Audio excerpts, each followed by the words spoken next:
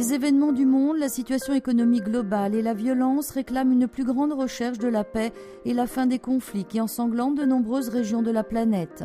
Ce sont quelques-uns des thèmes abordés par la lettre de la paix adressée à l'ONU, un document qui célèbre au mois de mars le 20e anniversaire du commencement de sa rédaction à Xi'an en Chine en 1989 par le docteur Alfredo Rubio de Castarlenas et le professeur José Luis Socias Bruguera.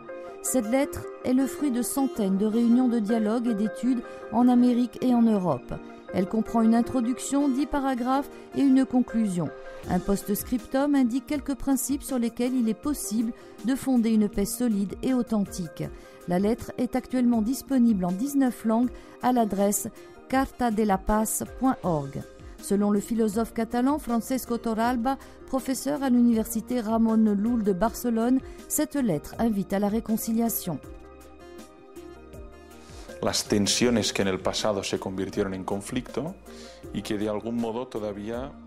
Les tensions qui dans le passé ont été à l'origine des conflits et qui sont encore latentes en quelque sorte et se transmettent d'une génération à l'autre doivent être purifiées. Il faut déplorer publiquement les erreurs commises, le mal commis et bien sûr s'engager à ne pas les commettre à nouveau. Cette lettre pose une condition nécessaire fondamentale, l'appel au réalisme existentiel, comme l'explique le professeur Torralba. La base es el realismo existencial.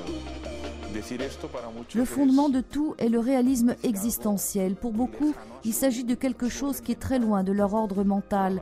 Mais la base est une anthropologie, une image de l'homme selon laquelle l'être humain est un être libre, intelligent et capable d'aimer. Bref, un être en mesure d'édifier des communautés pacifiques.